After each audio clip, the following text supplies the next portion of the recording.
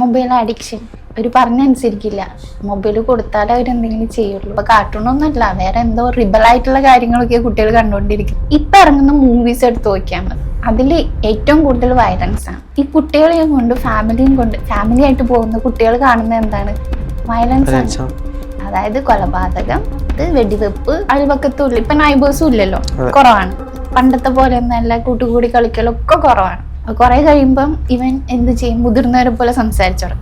അപ്പൊ പറയും multiple personality disorder. ഇത്രയും പ്രശ്നങ്ങൾ കുട്ടികൾക്കുണ്ട്. ഇതിലെങ്ങനെയാണ് റേക്കി പ്രവർത്തിക്കുന്നത്, അല്ലെങ്കിൽ അത് അത്ഭുതകരമായിട്ട് റേക്കി എങ്ങനെ അത് മാറ്റിയെടുക്കുന്നത്? നിനക്ക് ഇനി അപകടം ഉണ്ടാവാൻ ചാൻസ് ഉണ്ട്, കഷ്ടകാലാണ്, ശനിയാണ്, അതാണ് ഇതാണ് ആലോചിച്ച് വരുത്താണ്, നമ്മൾ അട്രാക്ട് ചെയ്യാണ്. അപകടത്തെ നമ്മൾ അട്രാക്ട് ചെയ്യാണ്. Yes, of course. നമ്മളൊരു കാര്യം ഇങ്ങനെ ചിന്തിച്ചുകൊണ്ടിരിക്കുമ്പം എൻ്റെ അടുത്ത് വരുന്ന കുട്ടികളില് പലരും മിണ്ടുന്നില്ല എന്ന് പറഞ്ഞിട്ട് വരും. മാമിന്റെ അടുത്തേക്ക് വരുന്ന കുട്ടികൾ അവര് മിണ്ടാത്തതിന് എന്തിന്റെയൊക്കെ പേരിലായിരിക്കും ഈ കുട്ടികൾ മാമിന്റെ അടുത്തേക്ക് വരുന്നത്? റേക്കി ഹീലിംഗിന് വേണ്ടി ഓട്ടിസ്റ്റിക് ആയിട്ടുള്ള കുട്ടികൾ വരുന്നുണ്ട്, പിന്നെ സംസാരിക്കണില്ല പറഞ്ഞിട്ട് വരുന്നുണ്ട്, പിന്നെ മൊബൈൽ അഡിക്ഷൻ. അവർ പറഞ്ഞനുസരിക്കില്ല. മൊബൈൽ കൊടുത്താലേ അവരെന്തെങ്കിലും ചെയ്യുള്ളൂ. വാശിയാണ്, ഭയങ്കര വാശി, ആങ്കർ ഇഷ്യൂ. അതായത് ഈ ഫോൺ ആണ് മെയിൻ പ്രശ്നം. പിന്നെ ഇപ്പോൾ പുതിയത് തുടങ്ങിയിട്ടുണ്ട് ഓൺലൈൻ. ഇപ്പം എന്താ പറയുക, ടി വിയിലൊക്കെ യൂട്യൂബും അതും ഇതൊക്കെ കിട്ടും. മൊബൈല് വേണ്ട അവർക്ക്, അതായാലും കിട്ടിയാൽ മതി. അവർക്ക് കാണേണ്ട ഇതൊക്കെ കാർട്ടൂണായിട്ട് എന്തായാലും. ഇപ്പൊ കാർട്ടൂണൊന്നുമല്ല, വേറെ എന്തോ റിബലായിട്ടുള്ള കാര്യങ്ങളൊക്കെ കുട്ടികൾ കണ്ടുകൊണ്ടിരിക്കുന്നത്, വെടിവെപ്പും അങ്ങനെയുള്ള കാര്യങ്ങൾ. അതായത് അവരുടെ മൈൻഡ് സെറ്റ് മാറ്റിക്കൊണ്ടിരിക്കുന്നത്. നമ്മളുടെ കാലത്ത് ഇപ്പൊ എന്റെ കാലത്തൊക്കെ ഞാൻ കണ്ടിരുന്ന ജംഗിൾ ബുക്കൊക്കെയാ. അതും ഇപ്പോഴത്തെ കുറെ കാർട്ടൂൺസും തമ്മിൽ നല്ല വ്യത്യാസമുണ്ട്. എല്ലാം വയലൻസ് ആണ്. അറ്റ്ലീസ്റ്റ് ഇപ്പൊ ഇറങ്ങുന്ന മൂവീസ് എടുത്ത് നോക്കിയാൽ മതി, അതിൽ ഏറ്റവും കൂടുതൽ വയലൻസ് ആണ്. ഈ കുട്ടികളെയും കൊണ്ട് ഫാമിലി ആയിട്ട് പോകുന്ന കുട്ടികൾ കാണുന്നത് എന്താണ്? വയലൻസ് ആണ്. അതായത് കൊലപാതകം, കത്തിക്കുത്ത്, വെടിവെപ്പ്. പുറത്തിറങ്ങിക്കഴിഞ്ഞാൽ കുട്ടികൾക്ക് തോക്ക് വേണം, വാള് വേണം, ഇത് വേണം. ജസ്റ്റ് ഇതന്നെ നമ്മളുടെ മൈൻഡ് മാറിക്കൊണ്ടിരിക്കുക. നമ്മൾ കാണുന്നതാണ്. കുട്ടികൾക്ക് ഇപ്പൊ എന്താണോ കാണുന്നത് അതാണ് അവരുടെ മൈൻഡിൽ നിൽക്കുക. അവർ ഫോളോ ചെയ്യാതാണ്. ഇപ്പം അവരുടെ പാരന്റ്, ഇപ്പം അച്ഛൻ എപ്പോഴും മൊബൈൽ കുത്തിക്കൊണ്ടിരിക്കുന്ന ഒരാളാണെങ്കിൽ കുട്ടി നാച്ചുറലി അതിലേക്ക് പോകും. ഓക്കെ, അവര് സംസാരിക്കുന്നില്ല, കുട്ടി മിണ്ടുവോ? നമ്മളൊക്കെ മുന്നേ സംസാരിച്ചത് കൊണ്ടാണ് ഇപ്പോഴും സംസാരിച്ചുകൊണ്ടിരിക്കുന്നത്. അവര് വളർന്നു വരുമ്പം അവർക്ക് സംസാരിക്കാൻ ഒന്നുമില്ല. പാരൻസ് ഒക്കെ ജോലിക്ക് പോകുന്നു, അവരെ എന്തിന് ഡേ കെയറിലോ എവിടെയെങ്കിലും, അതല്ലെങ്കിൽ എവിടെയെങ്കിലും. ഇപ്പോൾ എന്ന് വെച്ചിട്ടുണ്ടെങ്കിൽ ഭയങ്കര ന്യൂക്ലിയർ ഫാമിലി, ചെറിയ ഫാമിലീസാണ്. അതായത് ഒരു കുട്ടി അല്ലെങ്കിൽ 2 കുട്ടി. പണ്ട് അങ്ങനെ ഒന്നല്ല, കുറെ പേരുണ്ടായിരുന്നു. പക്ഷെ ഇപ്പം ഒരാളൊക്കെയാണ്. ആ ഫാമിലിയിൽ ഒരു കുട്ടിയായിട്ടുള്ളൂ എന്ന് വെച്ചിട്ടുണ്ടെങ്കിൽ അവർ ആരോടും മിണ്ടും. ആ കുട്ടി ആരോട് സംസാരിക്കില്ല. ഇതാണ് ഈ ഇഷ്യൂ വരുന്നത്. അവരെന്നിട്ട് എൻ്റെ അടുത്ത് വരുന്നവർ പലരും 90% കുട്ടികളെ, എനിക്ക് അതാണ് സങ്കടം വരുന്നത്, മിണ്ടുന്നില്ല. 7 വയസ്സായി 8 വയസ്സായി എന്നൊക്കെ പറഞ്ഞിട്ട് അവരും സംസാരിക്കുന്നില്ല. പക്ഷെ അവന് വേണ്ട കാര്യങ്ങളൊക്കെ അവൻ ചൂണ്ടിക്കാണിക്കുന്നുണ്ട്, അത് വാശി പിടിച്ച് വാങ്ങിക്കുന്നുണ്ട്. എന്നിട്ട് അവർ കൊണ്ടാക്കുന്ന സ്കൂള് മിണ്ടാത്ത കുട്ടികളുടെ സ്കൂളിൽ, ഒന്നല്ലെങ്കിൽ ഓട്ടിസ്റ്റിക് ആയിട്ടുള്ള കുട്ടികളുടെ സ്കൂളിലാണ് ഇവർ കൊണ്ടാക്കുന്നത്. അപ്പൊ എന്ന് വെച്ചിട്ടുണ്ടെങ്കിൽ ഇവര് തീരുമാനിക്കാണ് സംസാരിക്കാത്ത കുട്ടിയാണ്, സംസാരിക്കുന്നില്ല. പക്ഷെ അവനൊരു ചാൻസ് കൊടുക്കണ്ടേ? മീൻസ് ഇപ്പം നമ്മൾ നോർമൽ ഒരു കിൻഡർ ഗാർഡനിലോ അതിനും കൊണ്ടാക്കാണ് കുറച്ച് ദിവസം അല്ലെങ്കിൽ കുറച്ച് നാള്. അവര് കുട്ടികളായിട്ട് ഇടപഴകുമ്പോഴാണ് അവരുടേതായിട്ടുള്ള പല കാര്യങ്ങളും പുറത്തേക്ക് വരാം. നമ്മള് ഈ പാരന്റ്സ് ഇവിടെ ഇരുന്നിട്ട് കുട്ടിയോട് ഊണ് കഴിച്ചോ, കളിക്കണോ, ഇതൊക്കെ ചോദിച്ചു കഴിഞ്ഞിട്ടുണ്ടെങ്കിൽ അത് അവന്റെ മൈൻഡിൽ അത് മാത്രം, ആ വീട് മാത്രം അവൻ അറിയണ്ടാവുള്ളൂ. അതല്ല വേണ്ടത്. കുട്ടികളായിട്ട് ഇടപഴകുമ്പോൾ അവരുടേതായിട്ടുള്ള പല തരത്തിലുള്ള ക്രിയേറ്റിവിറ്റി പുറത്തേക്ക് വരും. അവര് കളിക്കുകയാണ്, അവരുടെ തന്നെ ലോകത്തിൽ ഇമാജിൻ ചെയ്ത്, അല്ലെങ്കിൽ അങ്ങനെ ഓരോന്ന് സംസാരിച്ച്. അങ്ങനെ സംസാരിക്കാത്ത കുട്ടികൾ സംസാരിച്ചിട്ടുണ്ടോ? ഇഷ്ടം പോലെ. അതാണ് മെയിൻ ആയിട്ട് ഞാൻ പറയുന്നത്. അതായത് വീട്ടുകാര് തന്നെ ആ കുട്ടി സംസാരിക്കാത്ത കുട്ടിയാണെന്ന് പറഞ്ഞു അത്തരത്തിലുള്ള സ്കൂളുകൾ കൊണ്ടാക്കിയ കുട്ടികൾ സംസാരിച്ചിട്ടുണ്ട്. എൻ്റെ അടുത്ത് വന്നവരോട് ഞാൻ പറഞ്ഞു അവരോട് സ്കൂൾ മാറ്റാൻ പറഞ്ഞു. ഒന്നാമത്തെ കാര്യം അവർക്ക് സ്കൂൾ മാറ്റാം. രണ്ടാമത്തെ കാര്യം അവർക്ക് എന്തെങ്കിലും ക്യാമ്പയിൻസ് കുട്ടികളുടെ ഇത് വരുമല്ലോ, എന്തെങ്കിലും ഒരു 10 ദിവസത്തെ ക്യാമ്പയിൻ എന്നൊക്കെ പറഞ്ഞിട്ട് അങ്ങനെയുള്ളതിൽ കൊണ്ടാക്കാൻ പറയും. കാരണം അവർ ഓപ്പൺ ആവണമെങ്കിൽ കുട്ടികളുടെ അടുത്ത് തന്നെ വേണം. ഞാൻ പറയുന്നതെന്ന് വെച്ചാൽ അവര് ഇഷ്യൂ, പാരൻസിന്റെ ഇഷ്യൂ എന്താന്ന് വെച്ചാൽ സംസാരിക്കണില്ല. അവൻ ഇത്ര ഏജായി, അവന് സ്കൂളിൽ പോകണം, അവൻ മറ്റുള്ള കുട്ടികളെ പോലെ സ്കൂളിൽ പോകാന്ന് വെച്ചാൽ പഠിക്കുന്നില്ല. പഠിപ്പെന്ന് പറയുന്നത് സെക്കൻഡറി ആക്കണം. നമുക്ക് ആദ്യം എന്താ വേണ്ട, അവൻ സംസാരിക്കണം, നോർമലായിട്ട് ബിഹേവ് ചെയ്യണം. അപ്പൊ നമ്മൾ ആദ്യം എന്ത് ചെയ്യണം, കുട്ടികൾ കൂടെ മിങ്കിൾ ചെയ്യാനുള്ള അവസരം ഉണ്ടാക്കണം.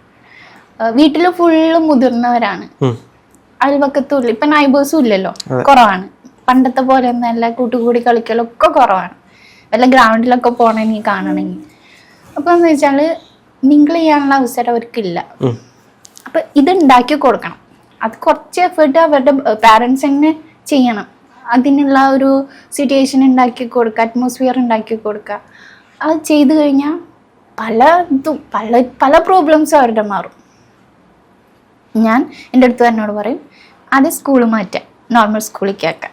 ഓക്കെ, അങ്ങനെ LKG-യിലോ UKG-യിലോ ഒന്നും ഇടാൻ ഞാൻ പറയുന്നില്ല, kindergarten. Okay, play school ഇട്, പോട്ടെ, കുറച്ച് നാളവൻ കളിക്കട്ടെ, കളിച്ചു വരുമ്പോൾ ഒക്കെ ആവും. പിന്നെ വീട്ടിൽ മുതിർന്നവർ മാത്രമുള്ളവരുടെ അടുത്ത് അവരിന് സംസാരിക്കാൻ ഒന്നുമില്ല. കളിക്കാൻ വിളിക്കാൻ പറ്റുമോ അവരെ? കളിക്കാൻ വരാൻ പറയാൻ പറ്റുമോ? ആരൊക്കെ പോവും കളിക്കാൻ? ആരും പോവില്ല. കുറെ കഴിയുമ്പം ഇവൻ എന്ത് ചെയ്യും, മുതിർന്നവരെ പോലെ സംസാരിച്ചോടും.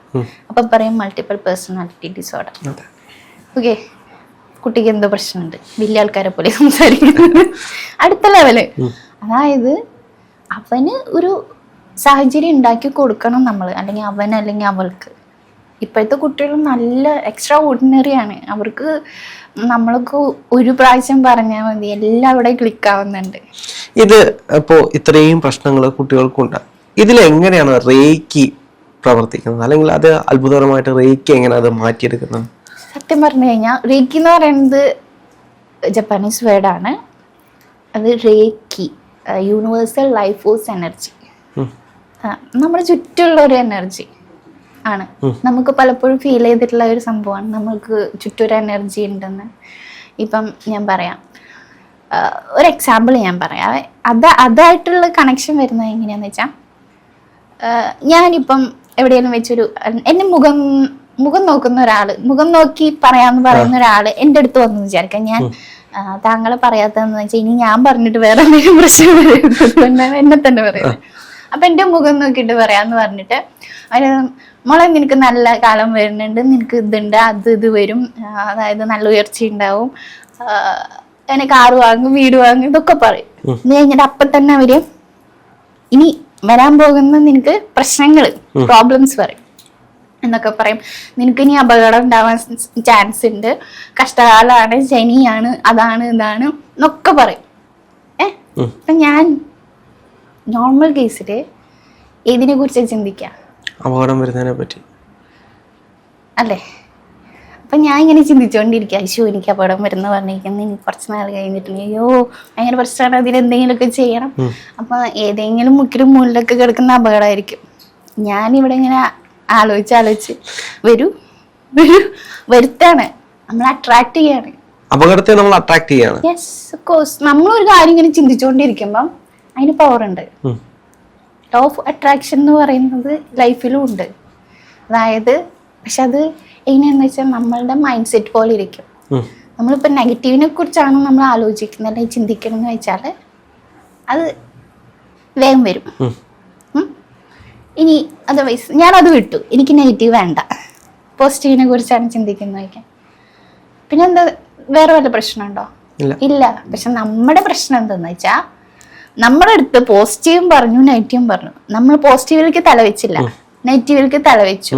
നമ്മൾ ഇതന്നെ ആലോചിച്ചുകൊണ്ടിരുന്നു, അതായത് അട്രാക്ട് ചെയ്തുകൊണ്ടിരിക്കുകയാണ്. അപ്പൊ ഇത് വേഗം തന്നെ നമ്മുടെ അടുത്തേക്ക് വണ്ടി കയറിയെത്തും. നമുക്ക് കിട്ടാൻ ചിലപ്പോൾ ഒരു പ്രശ്നമില്ലാത്ത നമുക്ക് ഇല്ലാത്ത പ്രശ്നങ്ങളൊക്കെ വരും. അപ്പോൾ അത് മൈൻഡ് സെറ്റാണ്. അപ്പം ഈ കുട്ടികളെന്ന് വെച്ചിട്ടുണ്ടെങ്കിൽ കുട്ടികൾക്ക് രേഖി പ്രവർത്തിക്കുന്ന വെച്ചാൽ കുട്ടികൾ സുഖമാണ്. നമ്മളെ പോലെ അവര് ഓവർ തിങ്ക് ചെയ്ത് തുടങ്ങിയിട്ടില്ല. അവർക്ക് വേണമെന്ന് വിചാരിച്ചാൽ അവര് വേണം, അത്രേ ഉള്ളൂ. നമ്മളെ പോലെ അങ്ങനെയല്ല. നമ്മൾ അയ്യോ ഇനി ഇത് കിട്ടിയില്ലെങ്കിൽ ഞാൻ എന്ത് ചെയ്യും എന്നാണ് ആലോചിക്കുക. എനിക്കൊരു കാര്യം കിട്ടാനുണ്ട് പോസിറ്റീവായിട്ട്, ഓക്കെ, അപ്പൊ ഞാൻ എന്താ ആലോചിക്കണ്ടേ? ശരിക്കും പറഞ്ഞു കഴിഞ്ഞാൽ അത് കിട്ടിക്കഴിഞ്ഞാൽ ഞാൻ ഇത് ചെയ്യും അത് ചെയ്യും എന്നല്ലേ ഞാൻ ആലോചിക്കണ്ടേ? പക്ഷെ ഭൂരിഭാഗം പേരും ഇത് കിട്ടിയില്ലെങ്കിൽ ഞാൻ എന്ത് ചെയ്യുന്നതാണ് ആലോചിക്കുക, അല്ലേ? അതാണ് പ്രശ്നം. അതാണ് പ്രശ്നം. അത് മാറ്റിക്കഴിഞ്ഞാല് പക്ഷെ അതൊരു പ്രിക്കോഷൻ അല്ലേ? അതായത് ഒരു കാര്യം നമ്മൾ വരുമ്പോ അത് കിട്ടിയില്ലെങ്കിൽ അടുത്ത സ്റ്റെപ്പ് ആലോചിക്കാനും അത് ഉപയോഗിച്ചൂടെ? അത് ആലോചിക്കുന്നോട് കുഴപ്പമില്ല, പക്ഷെ അത് മാത്രം കൂടെ ആലോചിച്ചോണ്ടിരുന്ന അതന്നെയേ നടക്കുള്ളൂ.